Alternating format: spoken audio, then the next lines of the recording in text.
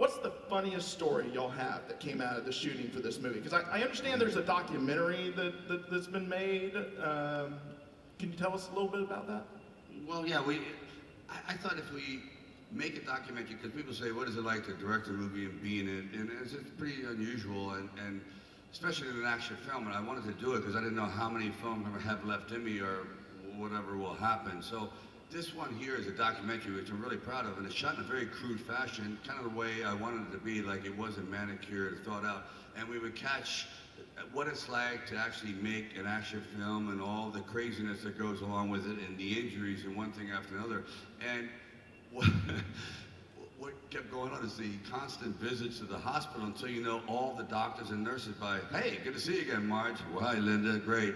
Got the scalpel ready, got the needle ready. So literally it was an ongoing joke that we, just this constant kind of like caravan to the hospital.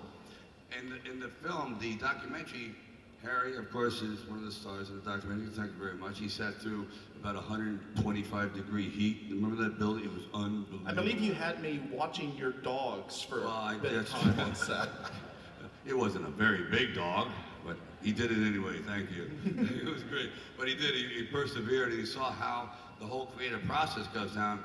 And it just really, I don't know if there was actually any crazy things other than just Randy kind of cackling every time he broke somebody in half.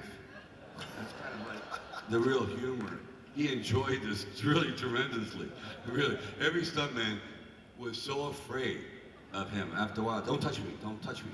Everyone got like very high, kind of like feminine voices, leave me alone. And they started at 250 pounds, and they started going, leave me alone. Well, that's why you shot in Brazil, because you can actually hurt people there, right? You can kill people and blow the country up and say, thank you, here, and take a monkey home, thank you. It's great. Now, speaking of that, what was it like shooting in Brazil? Because I mean, I kept seeing all this footage that kept showing up on YouTube of like, it looked like throngs of people, like this audience every day when y'all were showing up. Did that cause any problems? What was that like for each of y'all?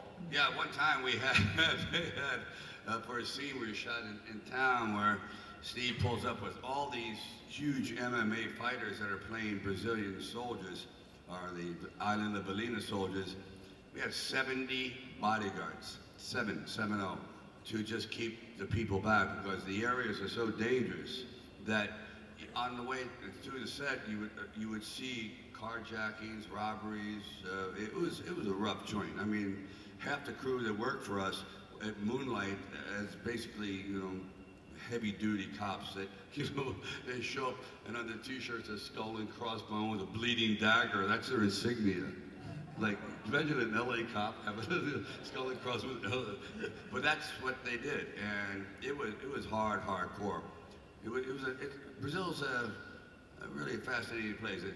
It's a country of true extremes, but we couldn't have pulled off what we did to just literally blow up huge amounts of real estate. It was great.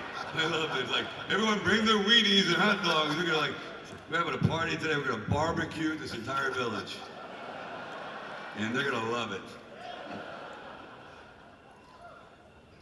Anybody else have an experience from Brazil for us? No? Okay, let's go on to the next thing. Okay, let's take some questions from the audience. That's right. Let's see, who do we have over there?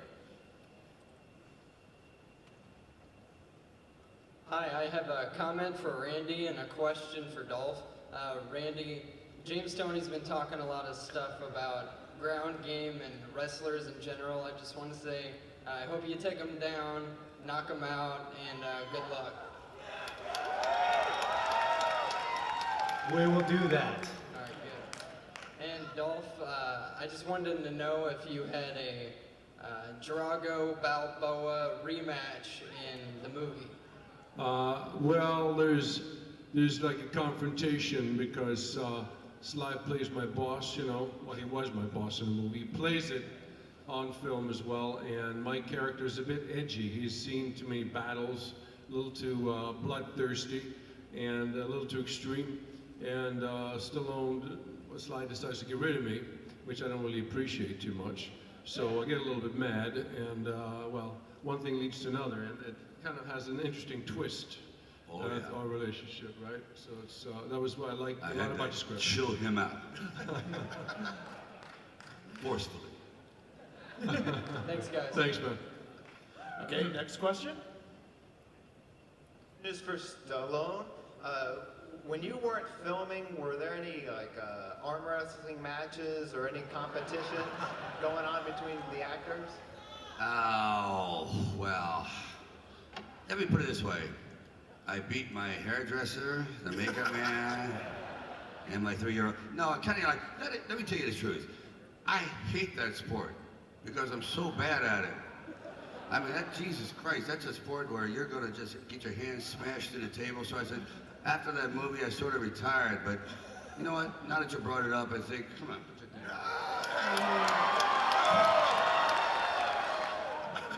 Kidding. Joke. Joke, Steve. Humor. Sly. He broke your neck. Why do you want to get in an That's what arm I said. wrestling match with him? Humor.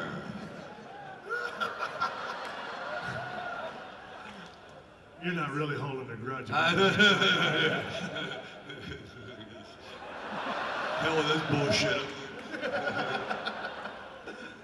Over here. Yeah, I got a comment for Randy and a question for Stallone. Randy, I hope you ground and pound James Toney and smash his face and make him your bitch. And for Stallone, I saw you do a real nice armbar. Did Randy help with the armbar? Any guillotine tips or anything like that? Well, I'll answer mine first because I know Randy wants to get really bloodthirsty with his answer. Yeah, he did. He made it very authentic. I just wanted to touch on a little bit of the modern or the new kind of fighting, which would be arm bars, but I didn't want to go like he was a real MMA specialist. Just a little technique like these guys have taught each other. But Randy applied the real technique with his battle with Steve. So, on to you and James Toney.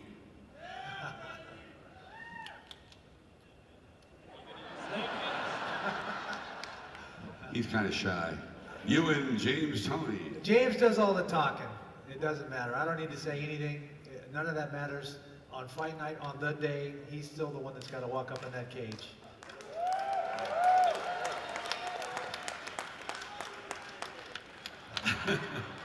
Now, there's a Punisher. Excuse me for a second. I just wanted to say that you guys, all together, in the movie too, are responsible for my upbringing, more so than my parents. Hi, son.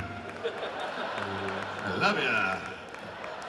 My question is, with such an ensemble cast, were there any people that you wanted to get in but you didn't have time or you couldn't get them scheduled? I explored people that were just like, I talked to Van Damme, I talked to Seagal, I talked to Chuck Norris.